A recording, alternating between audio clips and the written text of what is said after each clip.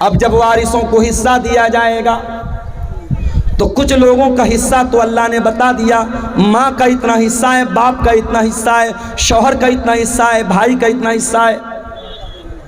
کچھ لوگوں کا حصہ تو اللہ تعالیٰ نے بتا دیا ہے، اور کچھ لوگوں کا اللہ تعالیٰ نے حصہ نہیں بتایا ہے، جو وارثوں کو دینے کے بعد جو بچے گا وہ ان کے درمیان بانٹ دیا جائے گا۔ جیسے بیٹے اور بیٹی کا حصہ اللہ تعالیٰ نے طے نہیں کیا ہے، اگر باپ زندہ ہے، اگر ماں زندہ ہے تو باپ کو 1/6 دیا جائے گا، ماں کو 1/6 دیا جائے گا، اور ماں باپ کو دینے کے بعد، اور اگر مرنے والے کی بیوی زندہ ہے اور اولاد موجود ہے تو بیوی کو 8واں حصہ دیا جائے گا، اور اولاد اگر نہیں ہے تو بیوی کو 1/4 دیا جائے گا۔ بیوی کو دینے کے بعد، ماں باپ کو دینے کے بعد اب جو باقی بچے گا وہ بیٹے اور بیٹی کو دیا جائے گا۔ اب بیٹے کو کتنا ملے گا، بیٹی کو کتنا ملے گا؟ قرآن کہتا ہے لِلذَّكَرِ مِثْلُ حَظِّ الْأُنثَيَيْنِ، لڑکے کو لڑکی کا ڈبل ملے گا، لڑکے کو لڑکی کا ڈبل ملے گا۔ اب دنیا میں لوگ اس پر بڑا واویلا مچاتے ہیں، تو اسلام میں بڑی ناانصافی ہے، عورت کے ساتھ بڑا انیائے ہو رہا ہے، لڑکے کو ڈبل مل رہا ہے، لڑکی کو آدھا مل رہا ہے۔ پہلی بات تو یہ ہے، اسلام اللہ کا دین ہے، اور اللہ کے دین میں کبھی ناانصافی نہیں ہو سکتی۔ اللہ تو عدل والا ہے، اللہ تو عادل ہے، اور اللہ کا ہر حکم عدل والا ہے۔ اللہ کو خوب پتہ ہے کس کو کتنا دینا ہے، اللہ کے قانون میں کبھی ناانصافی نہیں ہو سکتی۔ اگر اللہ تعالیٰ نے لڑکا لڑکی کو برابر دیا ہوتا، اگر اللہ کے قانون میں برابر کا حکم ہوتا تو یہ لڑکے کے ساتھ ناانصافی ہو جاتی۔ کیوں؟ کیونکہ کما کے لانا تو لڑکے کو ہے، اپنی بہن کو کما کے بھائی دے گا، اپنی بیٹی کو کما کر کے باپ دے گا، اپنی بیوی کو کما کر کے شوہر دے گا۔ مرد کو تو ہر حال میں کمانا ہے، اور عورت کو کمانا نہیں، عورت کو تو کھانا ہے۔ عورت کو کوئی کھلائے گا، اور کھلانے والا کون ہے؟ مرد ہے۔ اسی لیے اللہ تعالیٰ نے مرد کی ذمہ داریوں کو سامنے رکھ کر کے اللہ نے یہ فیصلہ کیا لِلذَّكَرِ مِثْلُ حَظِّ الْأُنثَيَيْنِ، لڑکے کو لڑکی کا ڈبل ملے گا۔ اب مان لو مرنے والے کا ایک لڑکا ہے، 2 لڑکی ہے، اور مرنے والا 2 لاکھ روپیہ چھوڑ کے مرا، تو ظاہر ہے کہ 2 لاکھ میں سے 1 لاکھ روپیہ لڑکے کو مل جائے گا، اور 50 ہزار روپیہ دونوں لڑکیوں کو مل جائے گا۔ تو اگر ریشیو نکالو تو لڑکے لڑکی کو تو برابر مل رہا ہے، اور اگر کہیں لڑکیوں کی تعداد زیادہ ہے اور لڑکا 1 ہے یا لڑکے کی تعداد کم ہے تو مجموعی اعتبار سے لڑکیوں کو زیادہ مل جائے گا۔ تو قرآن کہتا ہے تم نہیں جانتے کہ کس کو کتنا ملنا چاہیے، یہ اللہ کا فیصلہ اور اللہ کا قانون ہے، اور اللہ نے جو طے کر دیا اسی کے حساب سے بانٹا جائے گا۔ تم نہیں جانتے، اس لیے کہ رشتہ اللہ نے بنایا ہے، کسی کو باپ اللہ نے بنایا ہے، کسی کو ماں اللہ نے بنایا ہے، کسی کو بیٹا اللہ نے بنایا۔ جب رشتہ اللہ نے بنایا ہے تو ان کا حق بھی اللہ ہی طے کرے گا، تم نہیں طے کر سکتے۔ ہمارے یہاں کیا ہو رہا ہے، باپ مر گیا، بھائیوں نے بیٹھ کر کے زمین جائیداد کا بٹوارا کر دیا، بہن کو فوٹی کوڑی نہیں ملی، بہن کو 1 پیسہ نہیں ملا۔ بہن آئی، بھائی آپ نے باپ کی جائیداد کا بٹوارا کیا، مجھے کیوں نہیں دیا؟ بھائیوں نے دھمکی دی۔ میں شیرسا بادی ماحول نہیں جانتا، میں کٹیہار کا ماحول، میں بنارس کی بات کر رہا ہوں، اپنے ماحول کی بات کر رہا ہوں۔ بھائیوں نے دھمکی دی، اگر تو اپنا حصہ لے لے گی آج کے بعد ہم سے رشتہ مت رکھنا، ہم سے کوئی تعلق مت رکھنا۔ اگر ہم نے اپنے باپ کی پراپرٹی میں سے تجھ کو حق دے دیا تو آج سے رشتہ ختم۔ بہن بیچاری سوچتی ہے بھائی سے رشتہ ختم کرنا بڑا مہنگا سودا ہے، بھائی اور بھتیجے کی محبت بھی دل میں ہوتی ہے۔ بہن کہتی بھیا جو ہے آپ رکھ لیجئے، مجھے کوئی زمین جائیداد نہیں چاہیے۔ اس طریقے سے بلیک میل کیا جاتا ہے اور پریشرائز کیا جاتا ہے اور دباؤ ڈالا جاتا ہے بہنوں کے اوپر، اور بہنیں مجبوری میں آ کر کے اپنا حصہ اپنے بھائی کو لکھ دیتی ہیں۔ اور یہ کام کون کر رہا ہے؟ یہ 5 ٹائم کا نمازی کر رہا ہے۔ چہرے پر بھرپور شرعی داڑھی رکھنے والا اور ماتھے پر سجدے کا نشان سجانے والا، اپنے آپ کو متقی کہنے والا، اپنے آپ کو پرہیزگار کہنے والا بھی یہ کام کر رہا ہے۔ او لوگو، اللہ کو کیا حساب دو گے جب اللہ کا قانون یہ کہہ رہا ہے کہ آپ کے والد کے انتقال کے بعد آپ کے باپ کی پراپرٹی میں آپ کا حصہ ہے اور آپ کی بہن کا بھی حصہ ہے؟ وہ کون سا قانون ہے، وہ کون سا انصاف ہے جس کی وجہ سے آپ نے اپنی بہن کو اس کا حق نہیں دیا؟ ذرا ایمان سے بتاؤ، ذرا اپنے دل پر ہاتھ رکھ کر کے بتاؤ میرے بھائی۔ اور یہ بھی یاد رکھیے، اسلام کا جو نظام میراث ہے یہ کوئی بائی چوائس نہیں ہے کہ عمل کر لو تو اچھی بات ہے اور اگر عمل نہیں کرو گے تو کوئی حرج کی بات نہیں ہے۔ اللہ نے جب میراث کا قانون بیان کیا تو کیا فرمایا؟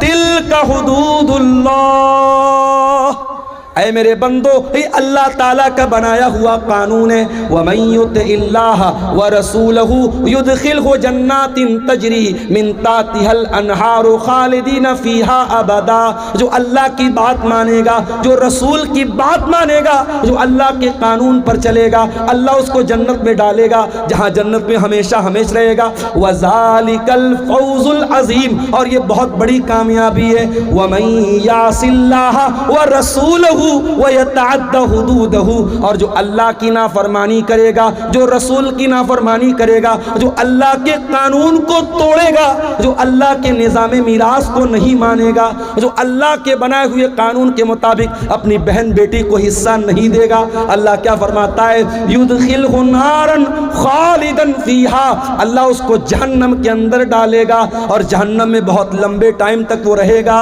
وَلَهُ عَذَابٌ مُّهِينٌ، اور اس کو ذلیل کرنے والا عذاب دیا جائے گا۔ جہنم کی آگ، میرے بھائی ہم سوچ بھی نہیں سکتے۔ کوئی یہ نہ سوچے ارے ہم تو توحید والے ہیں، ہم جہنم میں جائیں گے، کچھ دن تک جہنم میں رہیں گے پھر نکل جائیں گے، کوئی یہ نہ سوچے۔ جہنم کی آگ ہم ایک سیکنڈ کے لیے برداشت نہیں کر سکتے، اس لیے کہ جہنم کی آگ تو بڑی خطرناک ہوگی۔ اللہ فرماتا ہے کلما نضجت جلودہم بدلناہم جلودا غیرہا لیذوقوا العذاب، جب جہنم کی آگ میں تمہاری چمڑی جل جائے گی ہم دوسری چمڑی چڑھا دیں گے، ہم بار بار جلنے کی تکلیف جہنمیوں کو دیں گے۔ اگر جہنم کے عذاب کو سہن کر سکتے ہو، اگر جہنم کے عذاب کو برداشت کر سکتے ہو تو اپنی بہن اور بیٹی کا حق مار لو، اور اگر برداشت نہیں کر سکتے تو جاؤ معافی مانگو اور اپنی بہن اور بیٹی کو اس کا حق دے دو میرے بھائی۔ ایک اور طریقہ چل رہا ہے حرام خوری کا، اور مسلمانوں میں زیادہ پایا جا رہا ہے۔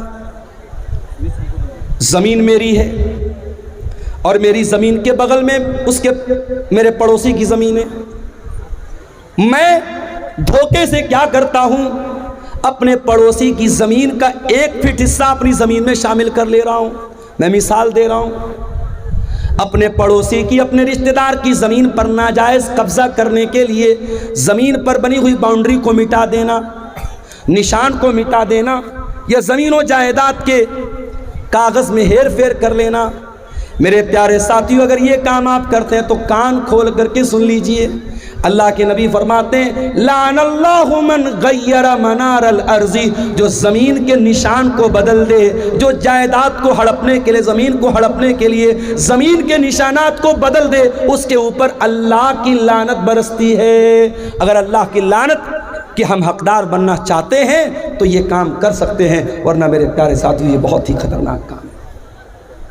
اور آگے بڑھیے، اللہ کے نبی فرماتے ہیں ان رجالا یتخوضون فی من مال اللہ، کچھ لوگ اللہ تعالیٰ کے مال میں ناجائز قبضہ کرتے ہیں، دوسروں کا مال ناجائز طریقے سے کھاتے ہیں، ایسے لوگوں کا انجام کیا ہوگا؟ فرمایا ایسے لوگوں کو اللہ تعالیٰ جہنم کی آگ میں پھینک دے گا۔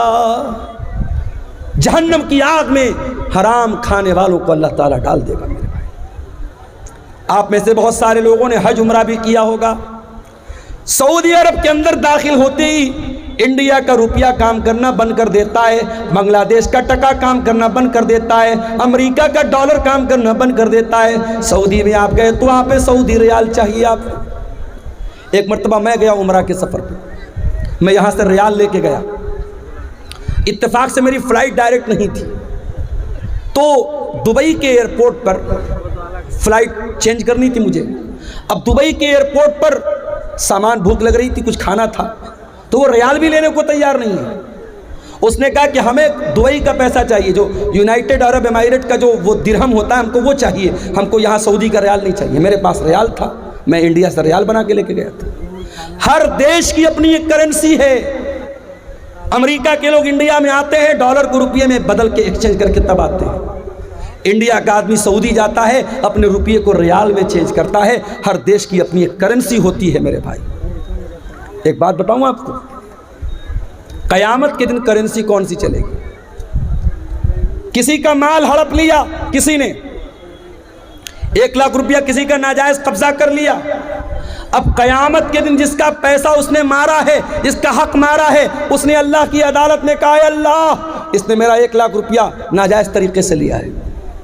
اللہ کے نبی فرماتے ہیں قیامت کے دن روپیہ تو نہیں چلے گا، پیسہ تو نہیں چلے گا، درہم تو نہیں چلے گا، دینار تو نہیں چلے گا۔ قیامت کے دن کون سی کرنسی چلے گی؟ ذرا غور سے سننا، کٹیہار کے لوگوں، حسن گنج کے لوگوں، ذرا غور سے سننا کہ قیامت کے دن کون سی کرنسی چلے گی۔ اللہ کے پیارے نبی فرماتے ہیں اپنے صحابہ سے، اے میرے صحابہ، یہ بتاؤ کہ سب سے غریب آدمی کون ہے، سب سے کلاش آدمی، سب سے نردھن آدمی، سب سے پور آدمی کون ہے، سب سے غریب آدمی کون ہے؟ صحابہ نے کہا، اللہ کے نبی، جس کے پاس درہم نہ ہو، دینار نہ ہو، روپیہ نہ ہو، پیسہ نہ ہو، سب سے بڑا غریب وہی ہے۔ آپ نے فرمایا میری امت کے اندر سب سے بڑا غریب وہ ہوگا جو قیامت کے دن روزہ لے کر کے آئے گا، نماز لے کر کے آئے گا، صدقہ خیرات لے کر کے آئے گا، زکوٰۃ لے کر کے آئے گا، مگر کسی کو گالی دی ہوگی، کسی کو برا بلا کہا ہوگا، کسی کا مال ہڑپا ہوگا، کسی پر جھوٹا الزام لگایا ہوگا، اس کی نیکیاں ان حقداروں کو بانٹ دی جائیں گی۔ جس کا حق آپ نے مارا ہے، آپ کا روزہ لے کے چلا گیا، آپ کی نماز لے کے چلا گیا، آپ کا صدقہ خیرات لے کے چلا گیا، آپ کا حج اور عمرہ لے کے چلا گیا۔ اور اللہ کے نبی فرماتے ہیں فَإِن فَنِيَتْ حَسَنَاتُهُ، اگر اس کی نیکیاں ختم ہو جائیں گی اور پھر بھی کچھ حقدار لوگ لائن میں کھڑے ہوں گے، اللہ تعالیٰ ان حقداروں کے گناہ اس کے اوپر لاد دے گا۔ اللہ اکبر۔ ہم لوگ تو بڑا خوش ہیں صاحب، ہم نے تو بڑا دان دیا ہے مدرسوں میں، بڑا جلسوں میں دان دیا ہے، بڑا حج اور عمرہ کیا ہے۔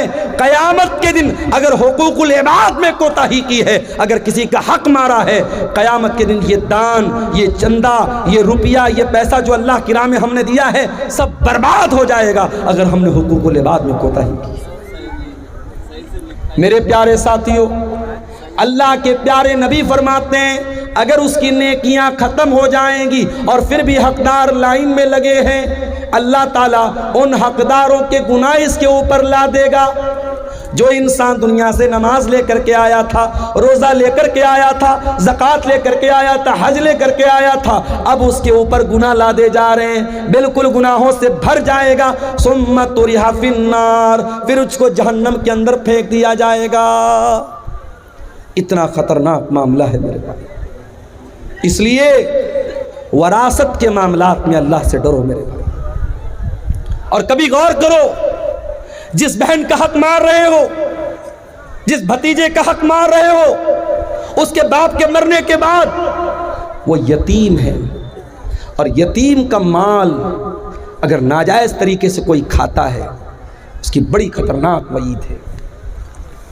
اللہ کے پیارے نبی، اللہ تعالیٰ قرآن میں فرماتا ہے ان الذین یأکلون اموال الیتامی ظلما انما یأکلون فی بطونہم نارا، جو لوگ یتیم کا مال ناجائز طریقے سے کھاتے ہیں، حرام طریقے سے کھاتے ہیں، ایک تو حلال طریقہ ہے، اگر کسی یتیم کی پرورش آپ کر رہے ہیں اور آپ پیسے والے نہیں ہیں، آپ اس کی پرورش کر رہے ہیں اور اس پرورش کے بدلے میں اس یتیم کا جو مال ہے اس میں سے اپنے حق بھر کا پیسہ آپ لے رہے ہیں، تو اس کی گنجائش موجود ہے۔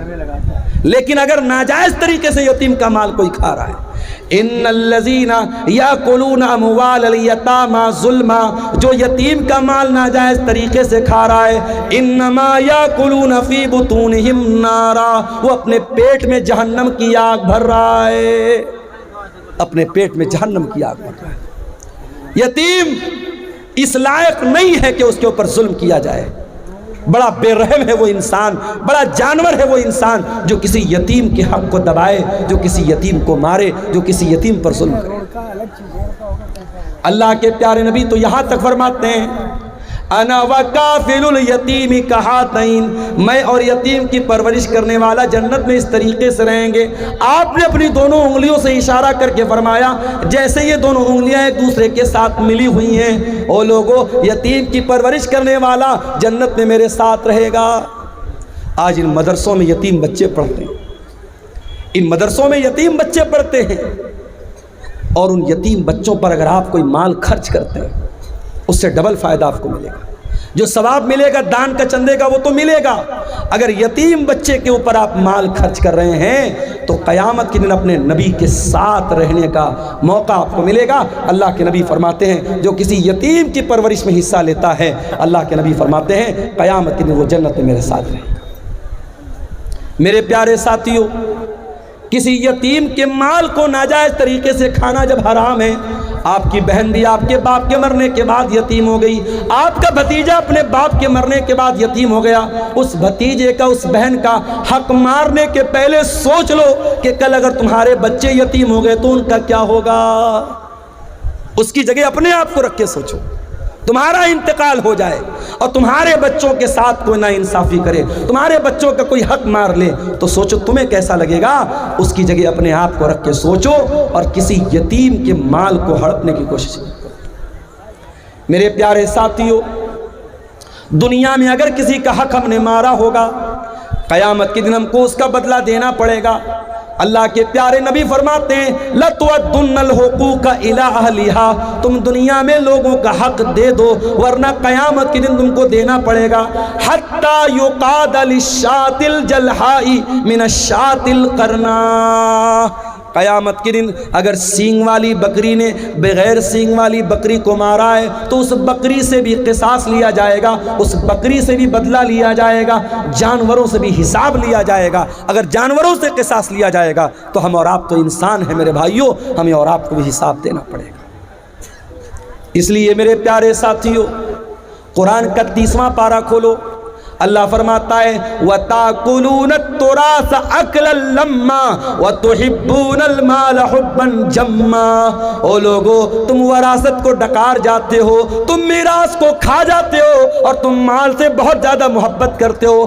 كَلَّا إِذَا دُكَّتِ الْأَرْضُ دَكًّا دَكًّا وَجَاءَ رَبُّكَ وَالْمَلَكُ صَفًّا صَفًّا وَجِيءَ يَوْمَئِذٍ بِجَهَنَّمَ، او لوگو ذرا اس دن کو یاد کرو جس دن زمین کو ٹکڑے ٹکڑے کر دیا جائے گا، زمین کو ریزہ ریزہ کر دیا جائے گا اور اللہ تعالیٰ اپنے بندوں کا فیصلہ کرنے کے لیے آئے گا اور فرشتے بھی لائن لگا کر کے کھڑے ہوں گے اور جہنم کو بھی اس دن لایا جائے گا۔ یومئذ یتذکر الانسان ما سعی، اور قیامت کے دن انسان یاد کرے گا اس نے دنیا میں کیا کیا کیا ہے۔ جتنے لوگوں نے زمینوں کو ہڑپائے، جائیدادوں کو ہڑپائے، لوگوں کا حق مارا ہے، کوئی ایک آدمی بتا دو جو مرنے کے بعد اپنی زمین کو لے کر کے گیا ہو، اپنی جائیداد کو لے کر کے گیا ہو، اپنے روپیے پیسے کو لے کر کے گیا ہو۔ سب ٹھاٹ پڑا رہ جائے گا جب لاد چلے گا بنجارا، سب یہیں چھوڑ کے جانا ہے میرے پیارے بھائیوں، اسی قبر کی 2 گز زمین میں ہم کو دفن ہو جانا ہے۔ دنیا کی چند روزہ زندگی کے لیے اپنی آخرت کو داؤں پہ نہ لگاؤ، اپنی آخرت کو خطرے میں نہ ڈالو میرے بھائیوں، لوگوں کا حق دنیا میں دے دیا کرو۔ اللہ کے پیارے نبی نے اتنی خطرناک وعید فرمائی، آپ نے فرمایا اپنے انتقال کے کچھ پہلے آپ نے فرمایا الصلاۃ الصلاۃ وما ملکت ایمانکم، او لوگو تم نماز کی پابندی کرنا اور اپنے غلاموں اور اپنے لونڈیوں کے ساتھ تم اچھا سلوک کرنا، ان کے ساتھ حق تلفی مت کرنا۔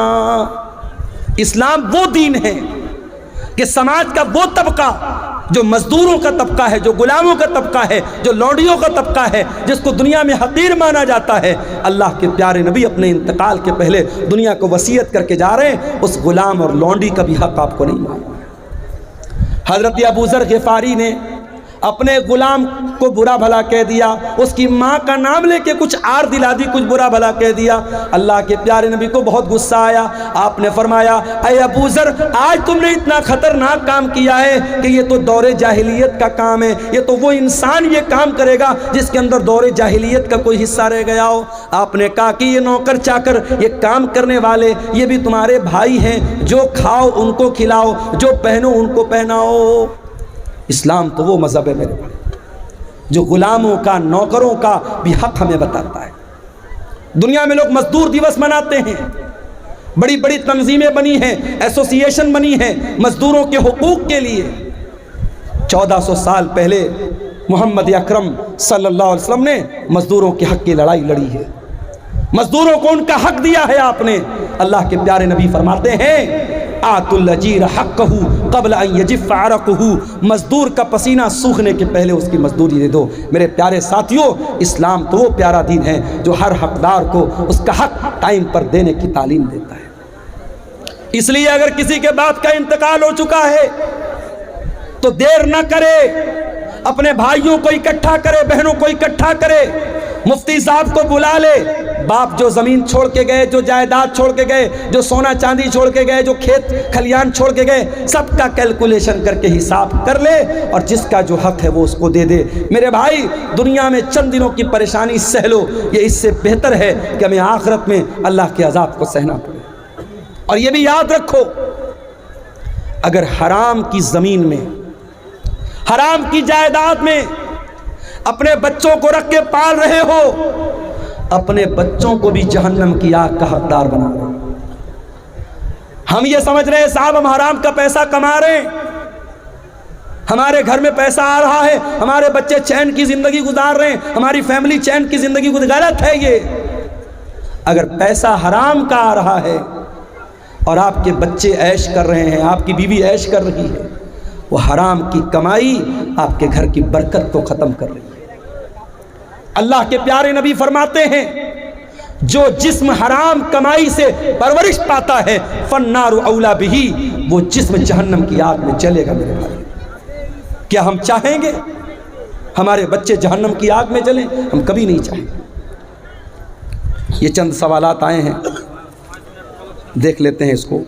اور آخر میں بار بار پیچھے سے ڈیمانڈ آ رہی ہے، آپ لوگ بڑی تعداد میں موجود ہیں اور آپ کو بتانے کی ضرورت نہیں جلسے کا مقصد کیا ہے، اور میرے بھائیوں نے مجھے بتایا ادارہ کافی قرضے میں چل رہا ہے، اس کی جو بلڈنگ وغیرہ بنی ہے اس پر کافی قرضہ ہے۔ آپ حضرات میری تقریر کے آخر میں جو بھی تعاون ہے، آپ جو بھی دان کر سکتے تعاون کر سکتے یہاں آ کے دیتے جائیے گا، انشاءاللہ اس پر بہترین اجر اللہ تعالیٰ آپ کو دے گا۔ اور میں سب کے لیے اجتماعی طور پر ایک دعا کر دوں گا۔ سعودی عرب کے ساتھ عید اور بقرعید کی نماز پڑھنا کیسا ہے؟ کچھ علماء اس کو جائز ٹھہراتے ہیں، ساتھ ہی سعودی عرب کے ساتھ جزاک اللہ خیر، دیکھیے کسی بھائی نے تعاون پیش کیا ہے، اللہ ان کے تعاون کو قبول کرے۔ میرے بھائیوں، ہم اپنے انڈیا میں، اپنی کنٹری میں نماز کیسے پڑھتے ہیں؟ کیا سعودی کے حساب سے پڑھتے ہیں؟ نہیں، ہم یہاں کے حساب سے نماز پڑھتے ہیں۔ سعودی عرب میں ہم سے 2.5 گھنٹے کا فرق ہے۔ ہم عشاء کی نماز کے بعد آرام سے بستر پہ سونے جاتے ہیں، ٹی وی چالو کرتے پتہ لگا سعودی عرب میں عشاء کی اذان اب شروع ہو رہی ہے۔ تو ٹائم کا فرق ہے۔ ویسے ہی چاند کا بھی فرق ہے، چاند ہمارے ملک میں کبھی اور نظر آتا ہے، سعودی عرب میں کبھی اور نظر آتا ہے۔ اور اس مسئلے میں اگرچہ کچھ علماء کا یہ کہنا ہے کہ ساری دنیا میں ایک چاند ہونا چاہیے، مگر آپ کے جھارکھنڈ کے بہت بڑے عالم دین انتقال کر گئے، اللہ غریق رحمت کرے، علامہ عبدالعزیز حقانی صاحب رحمۃ اللہ علیہ۔ میں نے ان کا مضمون پڑھا تھا، بڑی تفصیل سے انہوں نے لکھا تھا اور انہوں نے دلائل سے ثابت کیا تھا، اور مرکزی جمعیت اہل حدیث سے ان کا وہ مضمون چھپا تھا کہ ہر علاقے کے لوگوں کی اپنی رویت ہے، ہر شہر کے لوگوں کی اپنی رویت ہے، وہ اپنا چاند دیکھ کر کے روزہ رکھیں گے، اپنا چاند دیکھ کر کے عید منائیں گے۔ یہ پورے ہندوستان، یہ پوری دنیا میں ایک چاند منانا یہ دلیل کے اعتبار سے مضبوط بات نہیں ہے، اور نہ پریکٹیکلی ایسا ممکن ہے۔ ایسا جب تک ممکن نہیں ہے تب تک کوئی اگر اپنی الگ عید منا رہا ہے، اپنا الگ روزہ رکھ رہا ہے، تو یہ مسلمانوں کی جماعت میں پھوٹ ڈال رہا ہے، اس کو اللہ کے یہاں حساب دینا پڑے گا۔ بچت کھاتے میں، بینک میں رکھے ہوئے پیسے میں بیاج کے طور پر کچھ روپئے جمع کر دیتے اور ہمیں معلوم نہیں پڑتا، تو اس پیسے کو کیا کیا جائے؟ دیکھیے یہ مت کہیے کہ معلوم نہیں پڑتا، سارا سسٹم موجود ہے۔ انٹرسٹ کی رقم روز نہیں آتی ہے، ہر کوارٹر پر آتی ہے۔ ہر کوارٹر کا مطلب ہر 3 مہینے پر آپ کے بینک میں پیسہ انٹرسٹ کا آتا ہے۔ آپ اپنی پاس بک پہ اگر انٹری کرائیں گے، پاس بک پہ لکھ کے آ جائے گا انٹرسٹ کا اتنا پیسہ ہے۔ آپ کو کچھ نہیں کرنا ہے، آپ ہر کوارٹر پر اپنے بینک کا اسٹیٹمنٹ نکلوائیے اور انٹرسٹ کی رقم نکال کر کے وہ رقم کسی غریب کو دے دیجیے، بس وہ آپ کے اوپر استعمال نہیں ہونی چاہیے۔ اپنی ذات پر استعمال نہیں کرنا ہے، بینک میں رکھنا نہیں ہے، اس کو نکال کے خرچ کر دینا ہے۔ کسی بھی کوئی دوا علاج کے لیے ضرورت ہو اس کو دے دیجئے، کسی بھی غریب آدمی کو جس کو ضرورت مند ہے اس کو، مسلمان کو بھی دے سکتے ہیں، غیر مسلم کو بھی دے سکتے ہیں، کوئی حرج کی بات انشاءاللہ نہیں ہے۔ اجر کی نیت سے نہیں، اجر کی نیت سے نہیں، اس پر کوئی اجر و ثواب کی نیت نہیں کرنا ہے، وہ کوئی دان نہیں ہے۔ وہ پیسہ آپ اس لیے غریب کو دے رہے ہیں کہ پیسہ استعمال ہو جائے، بس اس کو اپنے اوپر استعمال نہیں کر سکتے آپ، لیکن غریب کو دے دیں گے وہ استعمال کر سکتا ہے، ثواب آپ کو نہیں ملے گا، نہ ثواب کی نیت آپ کو کرنا ہے۔ کچھ لوگ 50% یا 60% میں چندہ کرتے ہیں، وہ کیسا ہے؟ دیکھیے شریعت میں زکوٰۃ کی رقم کے جو مصارف بیان کیے گئے، قرآن میں اللہ نے سورہ توبہ میں بیان کیے، اس میں زکوٰۃ وصولنے والے کو بھی زکوٰۃ کی رقم میں سے دینے کا حکم ہے، والعاملین علیہا، لیکن اس کا باقاعدہ پرسنٹیج بنانا، اور پرسنٹیج بھی اتنا بڑا بنانا کہ دینے والا 1 لاکھ دے رہا ہے اور مدرسے میں 40,000 پہنچ رہا ہے، 30,000 پہنچ رہا ہے، تو بہت غور کرنے کی بات ہے۔ اس لیے جو میری نظر میں علماء کے فتاوے ہیں، جو تحریریں ہیں، انہوں نے سختی سے منع کیا ہے کہ ٹھیک ہے چندہ لانے والوں کو پیسہ دیا جائے، مگر اتنے بھاری ریشیو کے ساتھ ان کو کمیشن دینا یہ مناسب نہیں ہے، اس سے پرہیز کیا جائے۔ یہ کسی بھائی نے 500 روپے کی رقم دی ہے مدرسہ رحمت عالم کو، اللہ تعالیٰ اس بندے پر رحمت فرمائے۔ 1-2 سوالات اور آئے ہیں، مجھے 2 بجے تک کا الٹیمیٹم ملا ہے، 2 بجنے والا ہے۔ قبرستان کے نام پر زمین دینے کے بعد پھر اسی زمین کو واپس لے لینا کیسا ہے؟ اور اس زمین پر کھیتی غلط ہے۔ اگر آپ نے قبرستان کے نام پر زمین وقف کر دی تو وقف زمین کو دوبارہ واپس نہیں لے سکتے۔ قبرستان کے نام پر زمین وقف ہو گئی تو اس پر قبرستان ہی بنے گا، اس کو دوبارہ لینا اور کھیتی کرنا بالکل غلط ہے، یہ مناسب نہیں ہے۔ میری سگی بہن کی شادی جس لڑکا سے ہوئی، اس لڑکا کی سگی بہن سے کیا میں شادی کر سکتا ہوں نگد مہر کے ساتھ؟ 10 سال ہو گیا ہے میری بہن کی شادی ہونے کا، اب میں اپنے بہنوئی کی بہن سے شادی کرنا چاہتا ہوں تو کیا کر سکتا ہوں؟ بالکل کر سکتے ہیں۔ دیکھیے شریعت میں جو منع ہے اس کو بولتے ہیں نکاح شغار۔ اس کی شکل کیا ہوتی ہے کہ مہر کے بجائے یہ طے کر دیا جائے کہ میں آپ کی بہن سے شادی کر لوں، آپ میری بہن سے شادی کر لیں۔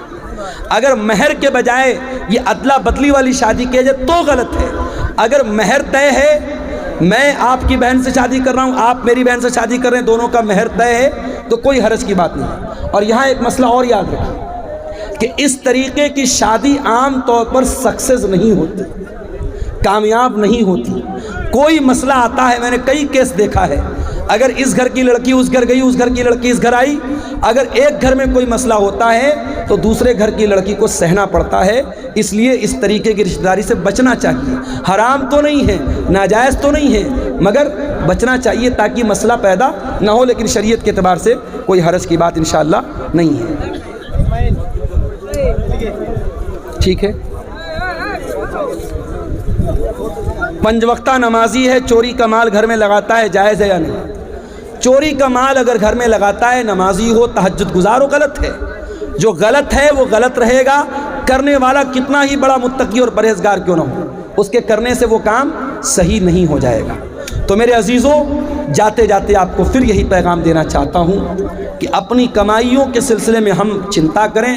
آج جو یہ سٹے بازی کے پیچھے ہمارا نوجوان برباد ہے، آن لائن جوئے کے ذریعے پیسہ کما رہا ہے، اور بٹ کوائن کے نام سے اور کون سی کمپنیوں کے نام سے اپنے پیسے کو داؤں پہ لگا رہا ہے۔ اپنے پیسے کو، حلال پیسے کو کماؤ اور حلال جگہ پر انویسٹ کرو، حلال طریقے سے پیسہ کماؤ۔ بٹ کوائن کے بارے میں مولانا صاحب کہہ رہے ہیں، تھوڑا سا بتا دیجئے۔ بٹ کوائن کے بارے میں بہت بڑے بڑے علماء نے ریسرچ کرنے کے بعد یہ بات کہی ہے کہ چونکہ اس کی کوئی حقیقت نہیں ہے، یہ آن لائن کرنسی ہے، ڈیجیٹل